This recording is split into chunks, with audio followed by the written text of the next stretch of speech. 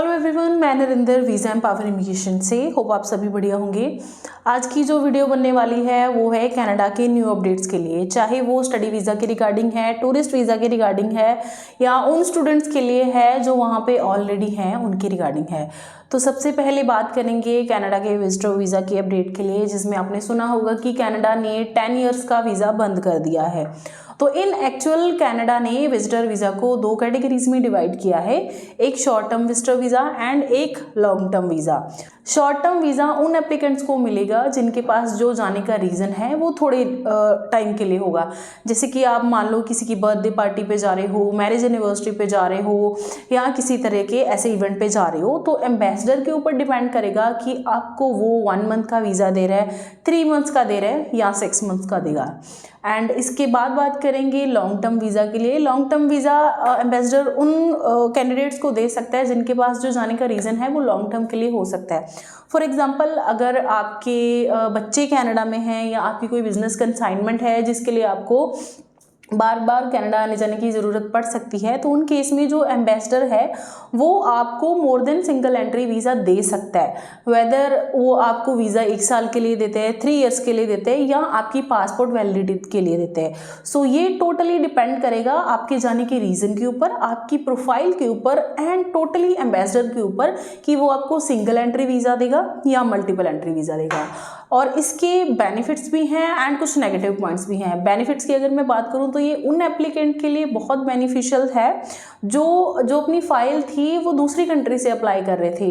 तो most of the cases ऐसे जो केस थे उनके रिफ्यूजल्स आ रहे थे, क्योंकि वीज़ा एम्बेसडर का पॉइंट ऑफ व्यू ये होता था कि अगर ये ऑलरेडी इस कंट्री में है, इसका वहाँ पे स्टेटस कम है, 1 साल का ही वीज़ा वैलिड है या 6 मंथ्स का ही वीज़ा वैलिड है, तो ये चांसेस हैं कि ये वापस मेरी कनाडा कंट्री से वापस नहीं आएगा। तो ऐसे केसेस में अब बेनिफिट ये है कि जो मेरा अगर वीज़ा स्टेटस है वो थोड़े टाइम का है, मान लो 1 साल का है या 1.5 साल का है, तो वीज़ा एम्बेसडर इस पॉइंट को कंसिडर कर सकता है कि इसके पास स्टिल वीज़ा है दूसरी कंट्री में, तो ये मेरी कंट्री को जो है वो छोड़ के अपनी प्रीवियस कंट्री में वापस जाएगा। एंड उसके बाद बात करते हैं कनाडा के स्टडी वीज़ा के अपडेट की, जिसके अकॉर्डिंगली कनाडा ने स्टूडेंट डायरेक्ट स्ट्रीम कैटेगरी को यानी कि STS को बंद कर दिया है, जिसमें कि जो वीज़ा का सक्सेस रेट था वो ज़्यादा था एंड उसमें वीज़ा जल्दी आता था। अभी जितनी भी फाइल्स लगेंगी वो सारी नॉन STS कैटेगरी में जाएंगी, जिसमें आपको फंड्स भी शो करने होंगे and processing time as compare to STS थोड़ा सा ज़्यादा होएगा। इसके भी कुछ अपने फ़ायदे हैं, जैसे कि आपको सबको पता है कि लास्ट कनाडा ने GIC ऑलमोस्ट डबल कर दी थी, तो कनाडा के स्टडी वीज़ा का जो एक्सपेंस था वो अप टू 28 lakhs जा रहा था। तो हमें यहाँ पे बेनिफिट या स्टूडेंट को यहाँ पे बेनिफिट ये हो रहा है कि अब उसको GIC नहीं भरनी पड़ेगी। उसको जैसे बाकी कंट्रीज में होता है सिर्फ अपने फंड्स शो करने होंगे, अपनी लिविंग एक्सपेंस एंड अपनी ट्यूशन फीस का एक्सपेंस बच्चा शो करेगा एंड वो कनाडा का स्टडी वीज़ा ले सकता है, जैसे 2018 से पहले 14-15 lakhs में आ रहा था। सो इसका ये हम एक मान सकते हैं कि पॉजिटिव पॉइंट है। उसके बाद थर्ड अपडेट जो है वो है वर्क राइट्स के लिए। पहले स्टूडेंट्स के पास जो वर्किंग राइट था जब उनकी स्टडी चल रही थी तो 20 आवर्स पर वीक था। अभी स्टूडेंट्स के लिए ये राइट है कि वो फुल टाइम वर्क कर सकते हैं।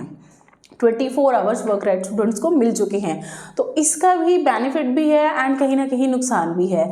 बेनिफिट ये है कि स्टूडेंट को अर्निंग ज़्यादा होगी, पहले वो पार्ट टाइम वर्क कर रहा था अभी फुल टाइम वर्क करेगा। एंड नेगेटिव चीज़ ये है कि जिस जॉब को पहले 2 लोग कर रहे थे उस जॉब को अभी सिर्फ एक ही बच्चा करेगा। तो इस तरीके से जिस जॉब को पहले 2 लोग कर रहे थे उसको एक ही बच्चा करेगा, तो कहीं ना कहीं अनएम्प्लॉयमेंट जो है वो कनाडा में ज़्यादा हो जाएगी। So these are the major updates जो अभी फिलहाल कनाडा की साइड से आई हैं। Stay tuned for more informative videos and subscribe my channel. Thank you.